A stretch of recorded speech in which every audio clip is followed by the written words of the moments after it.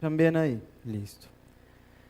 Bueno, hermanos, primero que nada presentarme nuevamente. Mi nombre es Antonio. Yo llevo aproximadamente 2 años congregándome con esta iglesia. Este año no me habían visto por temas de que había estado en Medellín, he estado estudiando, pero realmente me alegra mucho el estar hoy aquí con ustedes. Es para mí un gran privilegio, es de gran honra que el Señor me permita compartir este momento con ustedes. Realmente me gozo en verlos a ustedes, en poder compartir con sus santos. Veo en cada uno de ustedes, hermanos, el testimonio de un Dios que muestra su misericordia, su amor y su gracia en cada uno de nosotros, hermano. De verdad me alegra mucho verlos. Y antes de empezar el estudio, quisiera que oráramos también. Por favor, dispongan sus corazones. Señor Padre Santo, en esta noche ponemos delante de ti este momento, Rey. Rogamos que por encima de todas las cosas, Padre, sea tu nombre glorificado, tu nombre exaltado y honrado, Señor, por todos nosotros como cuerpo, Padre. Ruego que des sensibilidad a nuestros corazones, Padre, para disponernos a ser transformados, Señor, para disponernos a ser movidos por tu palabra, Señor, a hacer tu perfecta voluntad, Rey. Te honramos y glorificamos tu nombre, en el nombre de nuestro Señor Jesucristo. Amén.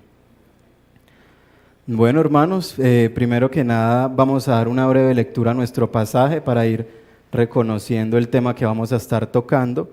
Añadido a eso voy a presentarles cuál es el bosquejo que he estructurado para el estudio de esta noche. Entonces, acompáñenme por favor a Apocalipsis capítulo 3, versos del 7 al 13.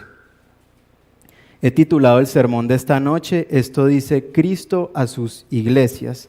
Lo he dividido en 3 porciones, las cuales he titulado Títulos de Cristo, el verso 7.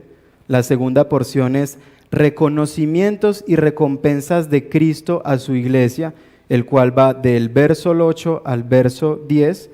Y en tercer lugar, advertencia y recompensa final a la iglesia que permaneciere fiel. Este va del verso 11 al verso 13. Díganme si ya están conmigo. Leo para ustedes.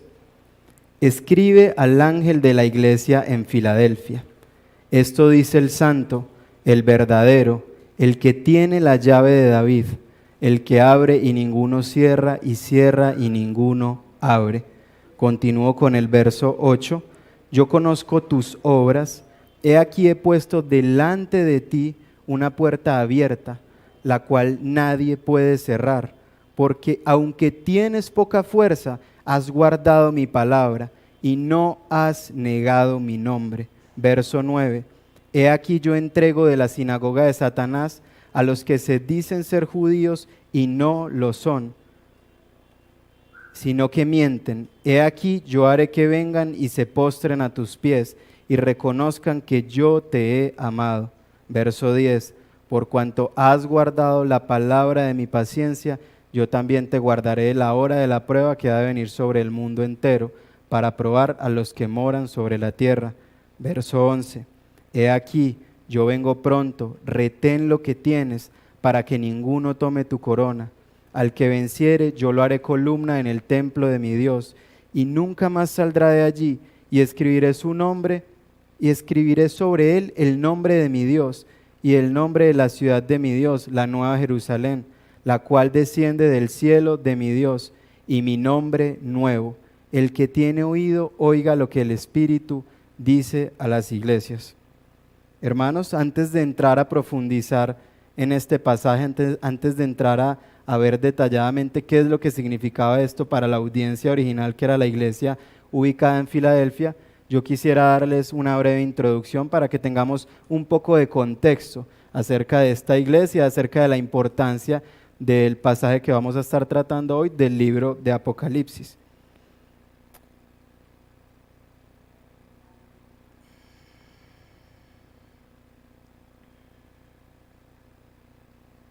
Entonces, hermanos, inicio explicándoles algunas de las razones por las que considero que este mensaje es un mensaje que va a, de cierta manera, implicar una cierta relevancia en el sentido positivo para nuestra congregación.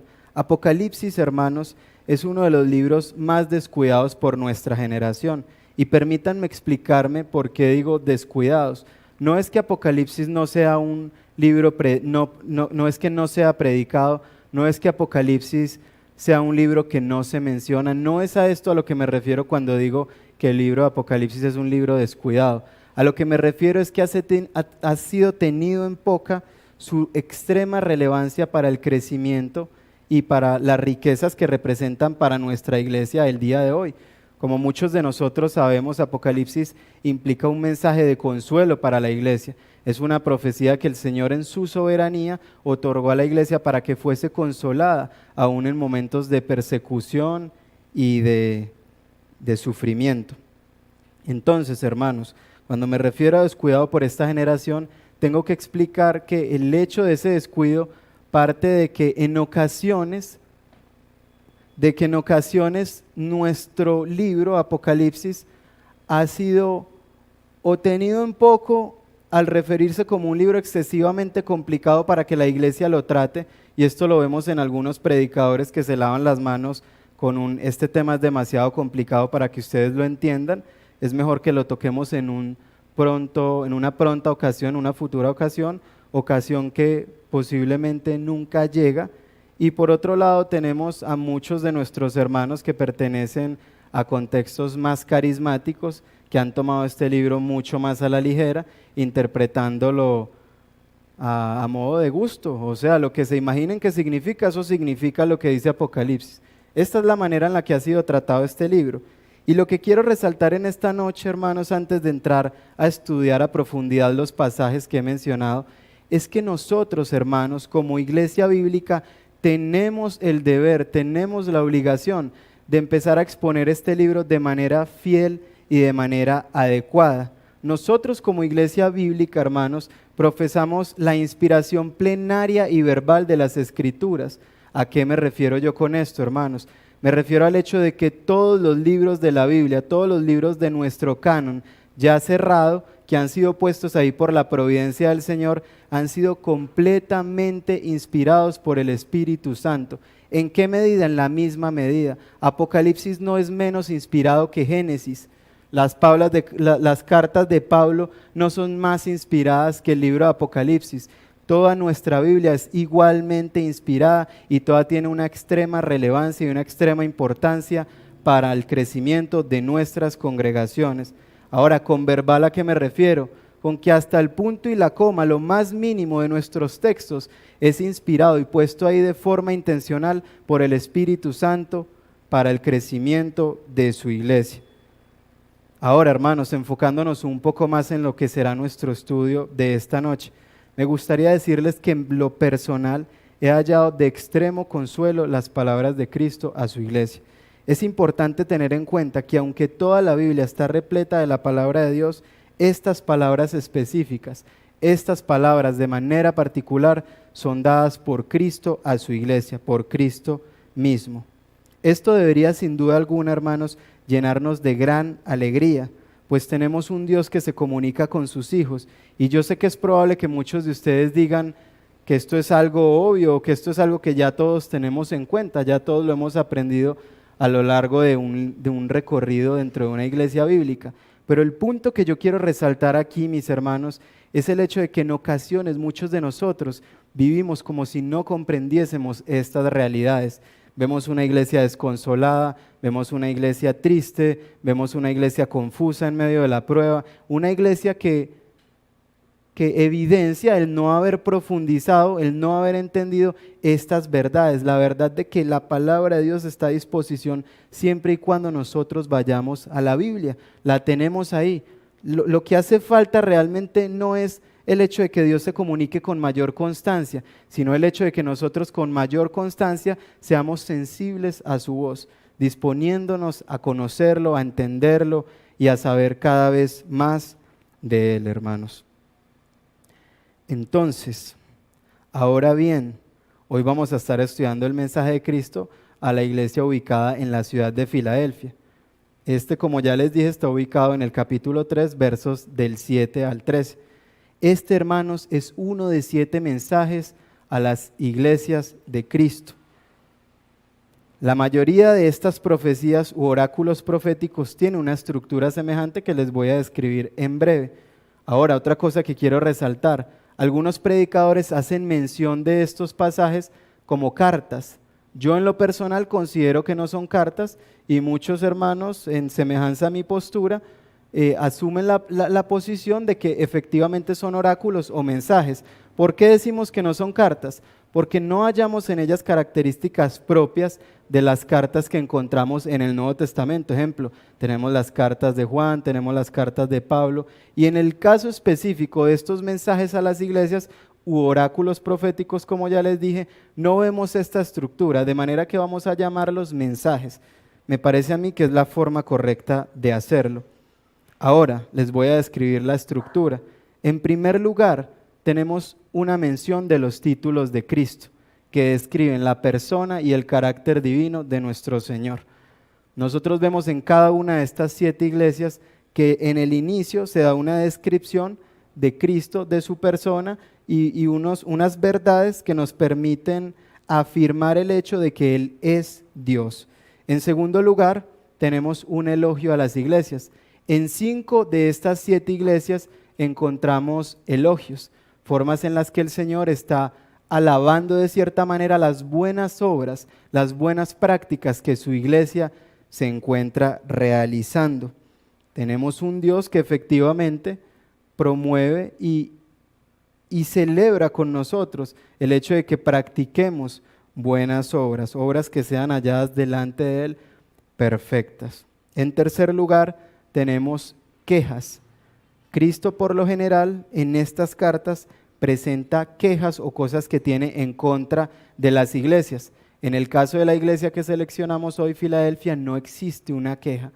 Hay otra iglesia, no recuerdo en este momento cuál es de los 7 mensajes, que tampoco tiene quejas. Solo tienen elogios e instrucciones de parte de Dios. Pero por lo general en las otras 5 sí hay quejas.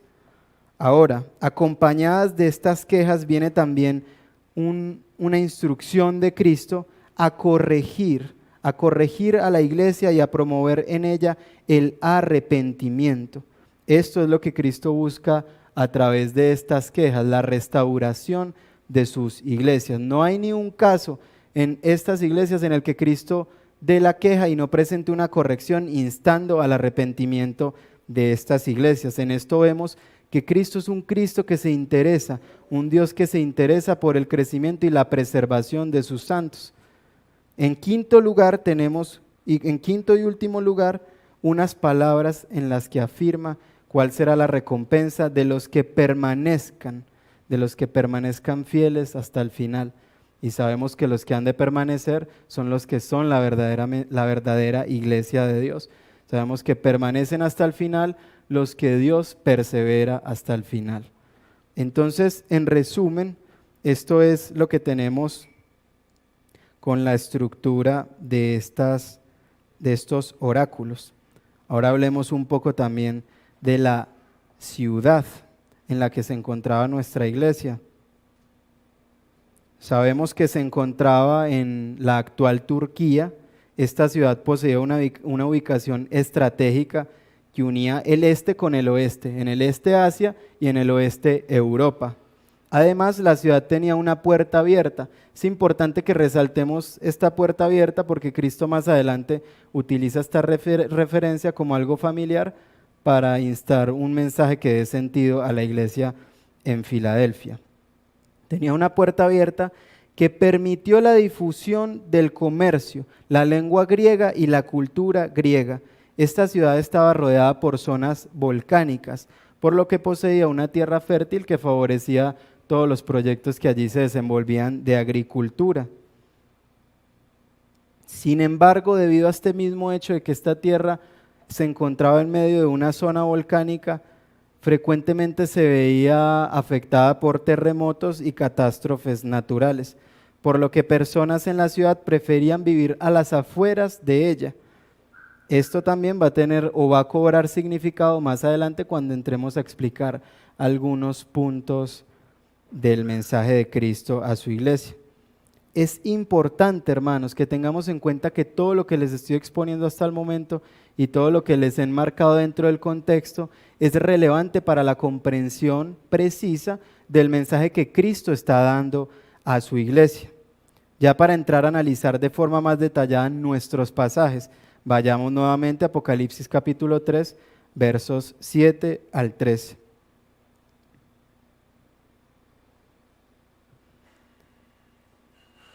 Y vamos a iniciar con nuestro primer punto, que es títulos de Cristo. Vamos a entrar a ver qué es lo que significan estos títulos de manera breve. Obviamente no voy a poder profundizar mucho en ellos, porque se podría ir toda la exposición solo profundizando uno de los títulos que encontramos aquí. Pero leamos nuevamente. Escribe al ángel de la iglesia en Filadelfia. Esto dice: el santo, el verdadero, el que tiene la llave de David, el que abre y ninguno cierra, y cierra y ninguno abre. Aquí, hermanos, vemos cómo Cristo inicia, antes que todo, antes de empezar a explicar los títulos, vemos que Cristo inicia hablando de dar un mensaje a través del ángel de la iglesia de Filadelfia. Con respecto a la interpretación de este ángel, hay dos posturas que son las más conocidas. Tenemos por un lado el hecho de que algunos hermanos plantean que es un ángel de carácter sobrenatural, un ser espiritual. Por otra parte tenemos hermanos que adoptan la postura de que efectivamente es un pastor, es el pastor de la iglesia.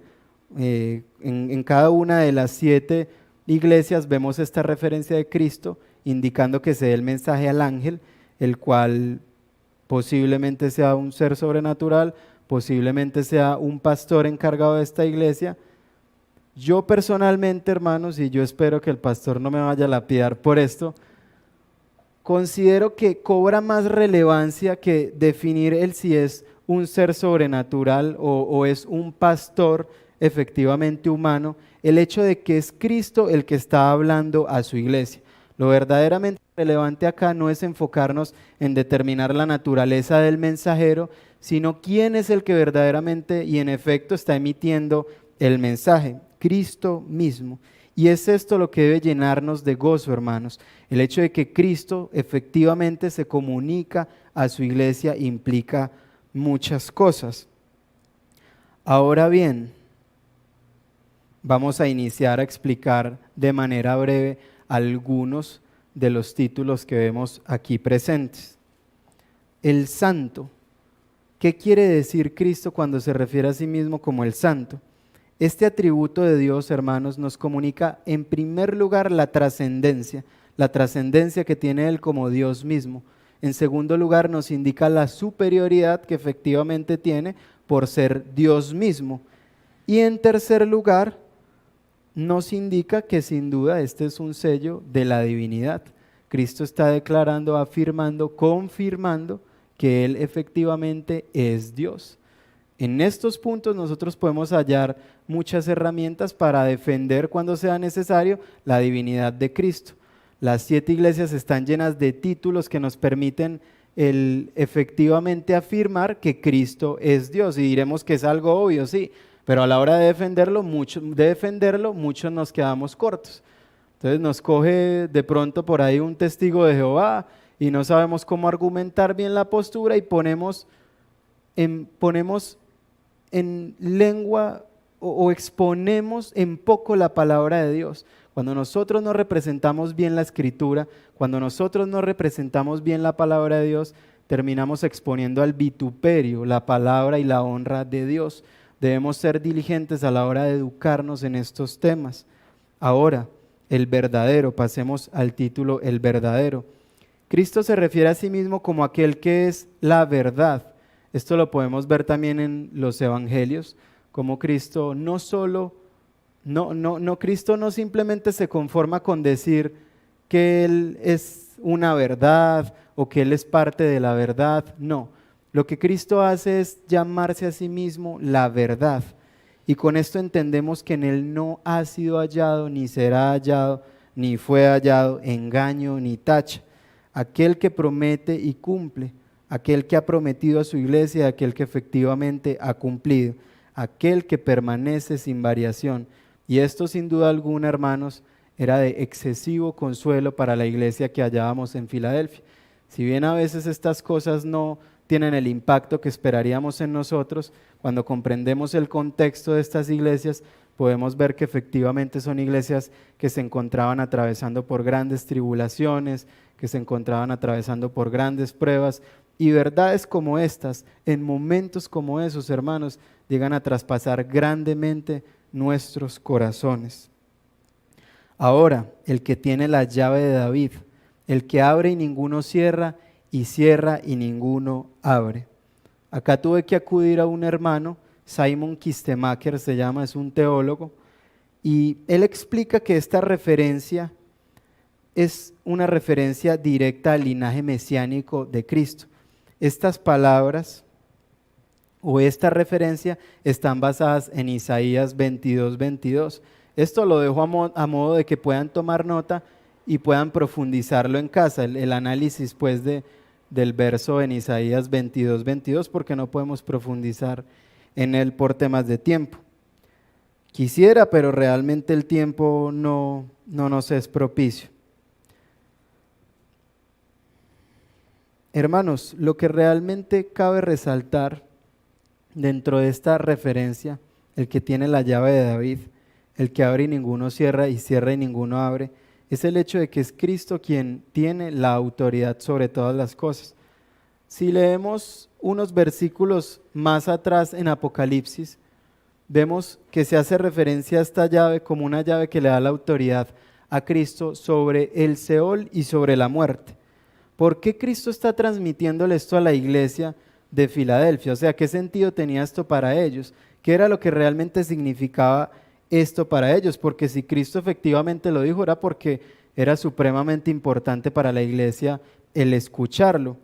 Y el tema aquí, hermanos, es que la iglesia en Filadelfia era una iglesia que se encontraba atravesando por múltiples persecuciones a causa de los judíos, que son los judíos a los que Cristo llama falsos judíos o sinagoga de Satanás.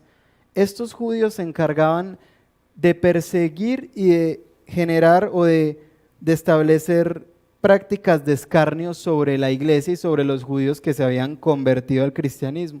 Ellos hacían referencia a los cristianos como una secta que había surgido efectivamente de los judíos, pero que no era más que una mentira.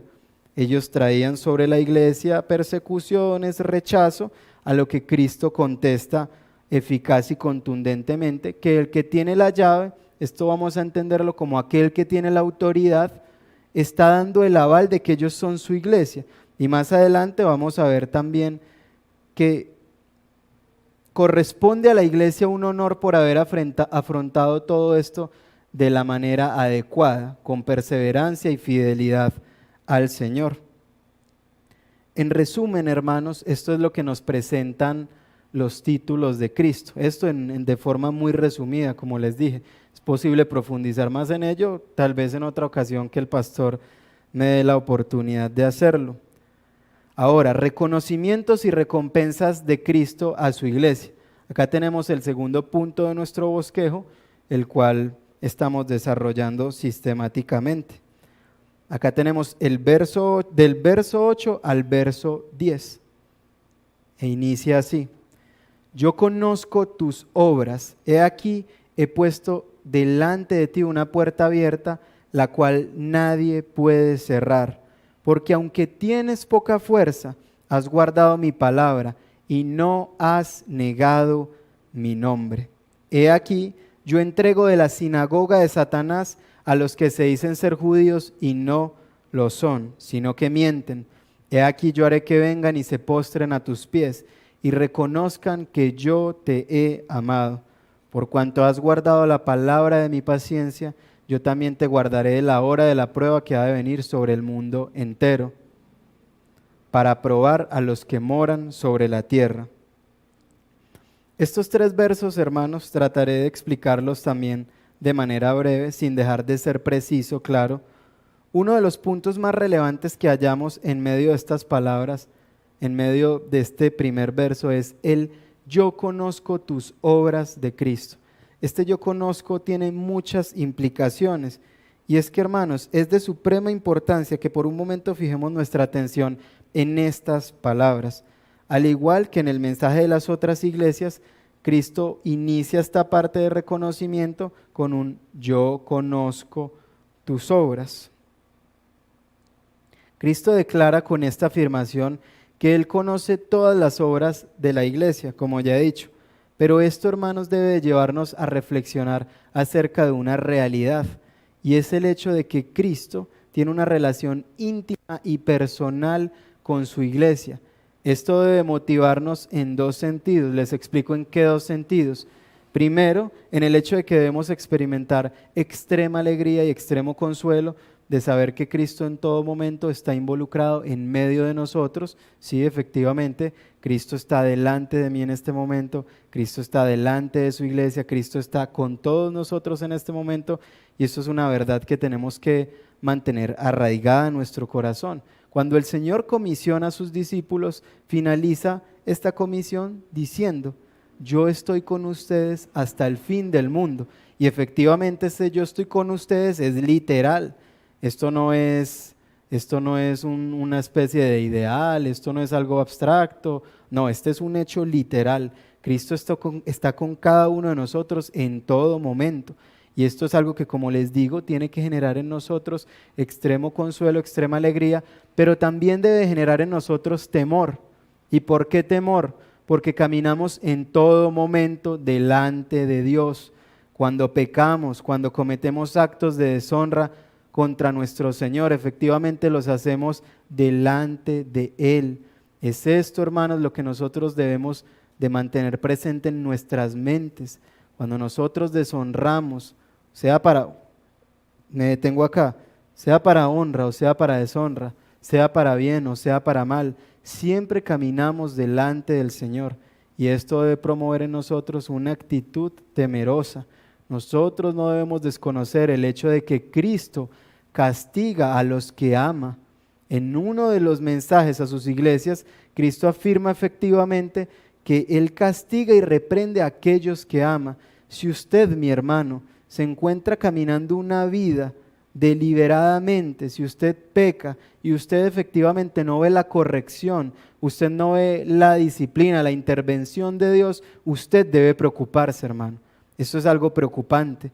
El hecho de que nosotros podamos pecar tranquilamente no solo es un indicativo de que posiblemente no tengamos un nuevo nacimiento, sino también de que efectivamente el Padre no nos ha adoptado como hijos, porque a los cuales Él ama, Él también reprende y disciplina, y esto con fines de crecimiento, de santificación y de que podamos ser cada día más a la imagen de Cristo. Ahora bien, hermanos, Cristo habla de una puerta abierta que ha puesto delante de su iglesia. Ya les había dicho que Cristo utiliza algunas figuras que son familiares para la iglesia para expresar verdades que Él quiere que sean afirmadas dentro de su iglesia. Con esta puerta abierta, hermanos, que ya entendemos que dentro de su contexto como ciudad implicaba el hecho de que ellos pudiesen desarrollar múltiples actividades de comercio, lo que Cristo está queriendo decir es que Él ha puesto delante de su iglesia una puerta para que ellos puedan continuar, una puerta abierta a la cual nadie puede cerrar, Él afirma, para que ellos puedan continuar desenvolviendo todas sus labores o todas las labores que Dios ha demandado sobre la iglesia. Lo que Cristo estaba afirmando era que el favor de Él estaba con su iglesia para que pudiese llevar a cabo todas las obras que iban a ser perfectas y honrosas delante de Dios. Cristo mismo, con esta afirmación, estaba legitimando el hecho de que Él sería la garantía para que ellos pudiesen continuar su camino como iglesia, formándose, creciendo y haciendo cada vez más discípulos en el nombre de Cristo. En el caso del siguiente verso, del verso 9, podemos reemplazar para una mayor comprensión los he aquí, vemos dos he aquí en el verso 9, no sé si ya los pudieron identificar, dos he aquí, que podemos reemplazar por mira, dos mira. Estos dos mira los encontramos como verbos imperativos. Ahora, ¿qué quiere decir esto, hermanos? Esto no es una recomendación de Cristo. Cuando Cristo le está diciendo a su iglesia que mire, no les está haciendo una recomendación o algo que si quieren hacen, si quieren no, no. Efectivamente lo que Cristo está haciendo es demandando que su iglesia mire, que sea testigo de algo. Ahora voy a explicarles qué es eso que la iglesia debía testificar.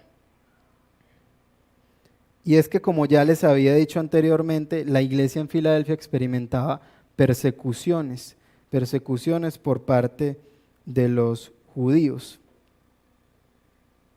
Entonces Cristo efectivamente les dice que miren, 2 veces los insta a mirar lo que Él va a hacer con estos falsos judíos, esta sinagoga de Satanás. Cristo está instando a su iglesia a que testifique cómo el juicio de Él ha de caer sobre estos que han escarnecido a su iglesia. Pero no solo esto, no solo Cristo va a traer juicio sobre ellos, sino que trae una honra sobre la iglesia.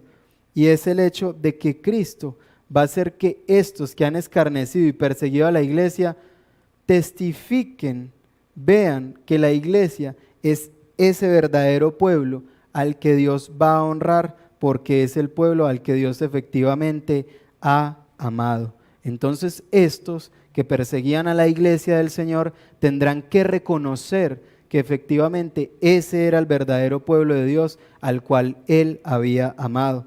Esto es lo que Él está prometiendo a la iglesia de Filadelfia, y esto con fines de consolar, como ya les he dicho, a una congregación que muy posiblemente se encontraba afrontando difíciles circunstancias. Pasando ahora al verso 10, hermanos, vemos que Cristo inicia explicando con un por cuanto, que este también en efecto puede ser reemplazado por un por qué, porque has guardado, dice ahí la versión Reina Valera, por cuanto has guardado. Yo les digo, es posible reemplazarlo por un por qué sin afectar su sentido, porque has guardado la palabra de mi paciencia. Esto nos está mostrando, este por qué nos está mostrando una causa. Lo que nos está mostrando es una causa, y es que porque la iglesia ha guardado la palabra de la paciencia del Señor, así también el Señor la va a guardar en el día de la prueba que viene sobre el mundo y sobre los que Él moran para que sean probados. Ahora les explico también lo que esto significa. Algunos utilizan este pasaje para decir que efectivamente ahí está la prueba. Ahí está la prueba de que la iglesia va a ser arrebatada en los días en los que venga el juicio de Dios sobre los que moran en la tierra. Pero no, hermanos, no es esto lo que significa. Esto en efecto no es una evidencia de que la iglesia va a ser arrebatada, no. Lo que esto significa es que Dios está garantizando, Cristo más específicamente está garantizando que su iglesia aún en medio de esta prueba va a ser preservada y va a perseverar en efecto. Va a ser preservada por Cristo a través de esta prueba. Ahora, ¿cómo debe entenderse ese para probar a los que moran en la tierra? Que también me generaba dudas. Ese los que moran en la tierra no está haciendo referencia a los cristianos, está haciendo referencia a los que no han creído, a los que no han aceptado y no han reconocido el nombre de Cristo. Entonces, en efecto, lo que tenemos es que Cristo está prometiendo a su iglesia que va a ser guardada sin caída hasta el final. No que va a ser arrebatada, sino que cuando el momento llegue, cuando el momento de la prueba llegue, Cristo mismo garantiza que su iglesia va a ser preservada hasta el final. Ahora ya nuestra tercera sección, advertencia y recompensa final a la iglesia que permaneciere fiel. Leo para ustedes el verso 11, 12 y 13. He aquí, yo vengo pronto. Retén lo que tienes para que ninguno tome tu corona. Al que venciere, yo lo haré columna en el templo de mi Dios, y nunca más saldrá de allí. Y escribiré sobre él el nombre de mi Dios y el nombre de la ciudad de mi Dios, la nueva Jerusalén, la cual desciende del cielo de mi Dios, y mi nombre nuevo. El que tiene oído, oiga lo que el Espíritu dice a las iglesias. Aquí, hermanos, nuevamente comenzamos con un he aquí, que como ya les dije anteriormente, puede ser reemplazado por un mira. Este también es un verbo imperativo, y lo que nos está indicando es que, o lo que estaba indicando a la iglesia en su momento, que más adelante les voy a explicar que también es una indicación para nosotros como iglesia actual, lo que estaba indicando era que mirara el hecho de que su venida estaba pronta. Sí, efectivamente estas palabras tenían el propósito de consolar a esta iglesia, porque ¿qué iglesia no se siente contenta al saber que la venida de su Señor está cerca? ¿Cuál de nosotros es el que no se goza al saber que Cristo viene pronto? Entonces, además de esto, los insta a que retengan lo que tienen.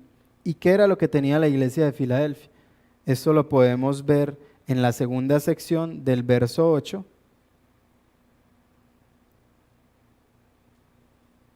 Y a inicios del verso 10. Leo para ustedes la segunda parte del verso 8.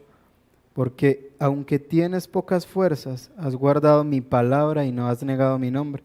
Vemos que había preservado la palabra del Señor. Ahora en el verso 10, por cuanto has guardado la palabra de mi paciencia. Que esto veo en algunas otras versiones también se convierte en un, o lo traducen en un, por cuanto has guardado mi palabra fielmente, o por cuanto has perseverado en mi palabra. Esto, hermanos, en este caso, de este verso, tenemos dos imperativos. El primero, que mire, que la iglesia se fije en el hecho de que Cristo viene pronto. El segundo es que retenga, que la iglesia retenga lo que retenga lo que ha recibido y lo que había retenido anteriormente, que en efecto es la palabra de Dios. Esta es una instancia de Cristo mismo a la iglesia para que siga, para que continúe permaneciendo en su palabra y para que persevere en ella hasta el final. Vemos cómo también la palabra cobra extrema relevancia y cómo la palabra es importante aún con el hecho de que Cristo mismo está resaltando la importancia que tiene para su iglesia el que sea guardada por ella. Ahora, según el testimonio de Cristo mismo, esta iglesia había guardado fiel y diligentemente la palabra y además había guardado el nombre de Dios. Y es por esto que el Señor la elogia. Por esto añade también que para que nadie tome su corona, permanezca fiel, que en este caso es la corona de la vida, la cual ya ellos, según Cristo mismo, poseían. Lo que Cristo los estaba instando a hacer era a no perderla, no a adquirirla. Ya ellos tenían la corona de la vida y era algo que efectivamente Cristo había ganado para ellos. Ahora, en el verso 12, tenemos un caso especial porque nuevamente Cristo está utilizando como referencia algunos acontecimientos dentro de la historia de esta ciudad para establecer una relación familiar a esta iglesia. Cristo habla de afirmar a esta iglesia como columna en el templo de Dios. Esto debe entenderse como lenguaje figurado. Algunos asumen que porque dentro del contexto en el que se encontraba Filadelfia, en algunos templos las columnas en honor a algunos hombres se dibujaban o se esculpían con sus figuras, entonces que esto tiene un sentido literal pues para lo que Cristo está diciendo a la iglesia, pero no, en efecto lo que está utilizando es un lenguaje figurado. Lo que el Señor aquí está diciendo es que le dará una posición de honra y autoridad a su iglesia. Además dice que nunca más saldrán de allí. Y para esto también debemos recordar el hecho de que a causa de las muchas catástrofes que se padecían en la ciudad de Filadelfia, la iglesia y los ciudadanos constantemente tenían que emigrar. Lo que Cristo estaba haciendo acá era afirmándolos nuevamente en consuelo para que ellos comprendieran que el lugar que Cristo tenía para ellos iba a ser lugar para ellos eterno, iba a ser un lugar del que nunca más iban a salir, del que nunca más iban a tener que huir. Era un lugar en el que iban a estar seguros y era un lugar en el que iban a poder vivir y gozar de la presencia de Dios por la eternidad. También habla de un nombre y esto también tiene que ver con el hecho que les planteaba. Creo que se me pasó comentarles ese punto, pero la ciudad de Filadelfia sufrió varios cambios de nombre a lo largo de su historia. Y esto debido a que las muchas catástrofes que acontecían, debido a que sufrió muchas catástrofes y algunos gobernadores de las épocas lo que hacían era venir y prestar su apoyo para la reedificación de estas ciudades. Entonces Filadelfia cambió en varias ocasiones de nombre en honor a estos gobernantes que la apoyaban. Ahora, ¿qué está diciendo Cristo con el hecho de que iban a tener un nombre nuevo? Era el hecho de que ellos no iban a tener, lo que Cristo estaba afirmando era que ellos no iban a tener que cambiar de nombre nunca más. Ya no iban a tener que estar representándose por X o Y nombre, X o Y título, sino por el título y el nombre de Cristo mismo, por el nombre que Él mismo iba a poner sobre ellos para sellarlos como un distintivo, una característica de Él, como pueblo de Cristo por la eternidad. Y para finalizar este verso 13, y era algo de lo que les decía también ahora, que íbamos a entender por qué esta instancia no solo se estaba realizando a la iglesia en Filadelfia, sino que también se estaba realizando a las iglesias de la actualidad. Quiero resaltar que el verso 13, el que tiene oído, oiga lo que el Espíritu dice a las iglesias, está de cierta manera, o de cierta manera no, está haciendo efectivamente un llamado universal a todas las iglesias. Esto lo que hace es decirnos que el deber o la responsabilidad de entender, de asumir y de predicar, de enseñar este mensaje es de toda la iglesia en efecto. Este mensaje no se limita únicamente a la iglesia en Filadelfia. Este mensaje es universal y tiene un impacto a la iglesia de todos los tiempos, en todos los lugares. Y ya más o menos, me imagino que ya tienen un poco más claro, ya he dejado claro yo el hecho de que este era el significado de estas palabras para la iglesia en Filadelfia. Espero haber dejado este punto claro para poder pasar a las aplicaciones, que es un momento también muy importante del sermón. ¿Cuáles son las aplicaciones de este mensaje para nuestra iglesia? ¿De qué manera podemos aplicar las cosas que encontramos expuestas en este mensaje a la iglesia de nosotros, a hoy? Y el tema es que, como les estoy diciendo, las aplicaciones o el mensaje de esta iglesia, el mensaje o el sermón de Cristo es totalmente aplicable para la iglesia de la actualidad, pero siempre es importante también el poder resaltar algunas realidades. Voy a exponer 3 puntos o 3 aplicaciones que yo he extraído de lo que les he expuesto hasta el momento, pero también es bueno que tengan en cuenta que acerca de los mensajes a estas iglesias, ustedes pueden reflexionar de manera personal y ver que casi todo lo que encontramos ahí aplica como una realidad que nosotros podemos poner en práctica a diario en nuestras iglesias.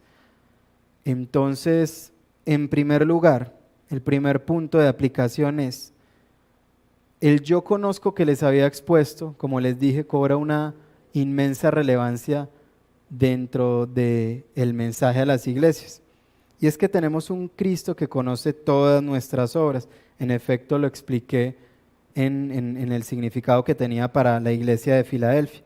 Y si bien Dios es un Dios que recompensa el bien, también es un Dios que será justo a la hora de castigar toda mala obra dentro de la iglesia.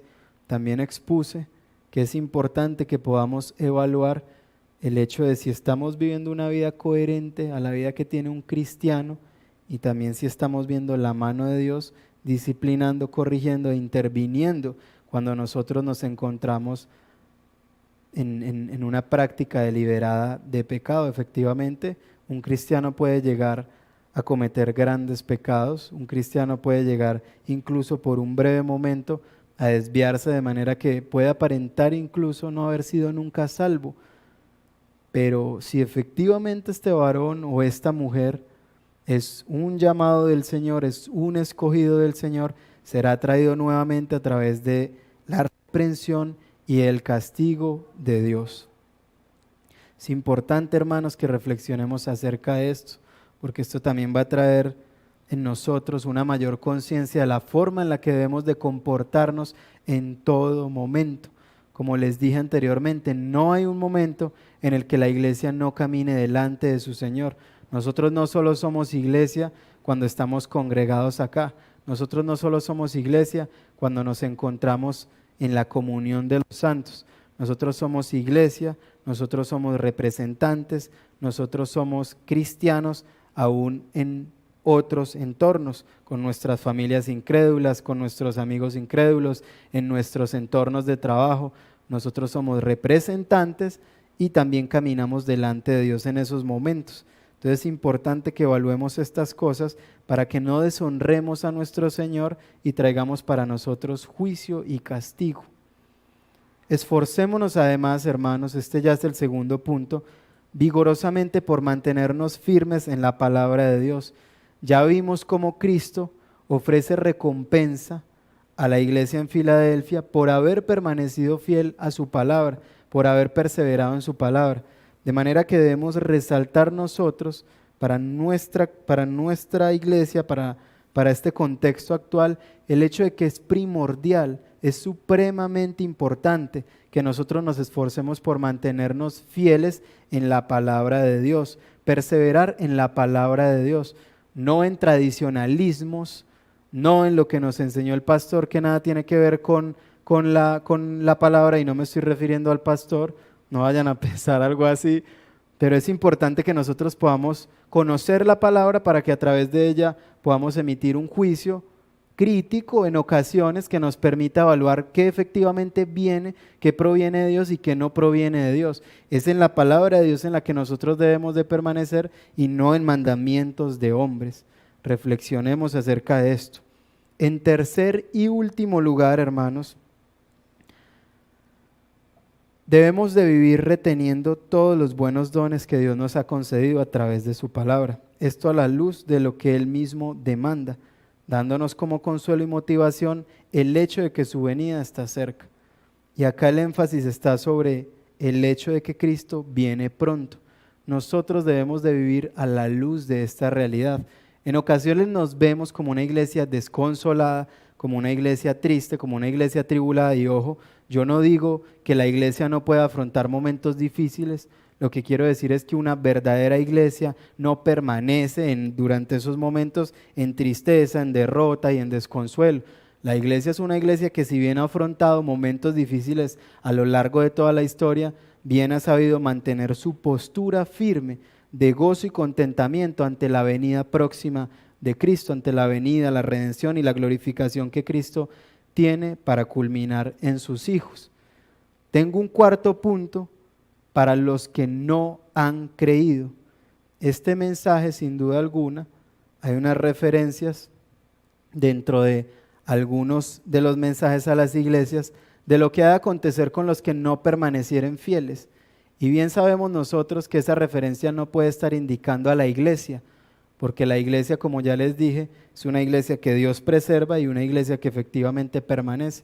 Cuando a Cristo se refiere a los que no permanecen, se está refiriendo efectivamente a los que no son iglesia, a los que de cierta manera o se han colado dentro de las filas de la iglesia o han sido expuestos al evangelio y han decidido permanecer, perseverar en su incredulidad y en su resistencia por Dios.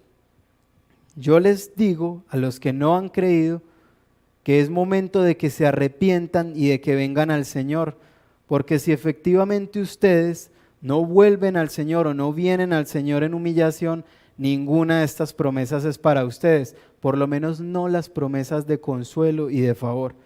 En cambio, tenemos que el juicio y la ira justa de Dios vendrá sobre todos aquellos que no creen en el Señor. De manera que todo hombre, en la medida que le sea posible, debe procurar arrepentirse, porque el llamado a arrepentimiento de Dios es a todos los hombres. El llamado de arrepentimiento a Dios es a todo el mundo. Este es un deber de todo el mundo. Efectivamente, los que no creen van a ser condenados por no haber cumplido también este mandamiento. Entonces, el mandamiento de arrepentirse no es únicamente a la iglesia, es a los que aún no son iglesia también. Y con esto, hermanos, cierro, con esto termino el sermón y quisiera orar ya para despedir. Señor Padre Santo, te damos gracias por la palabra que has consignado en esta noche en nosotros.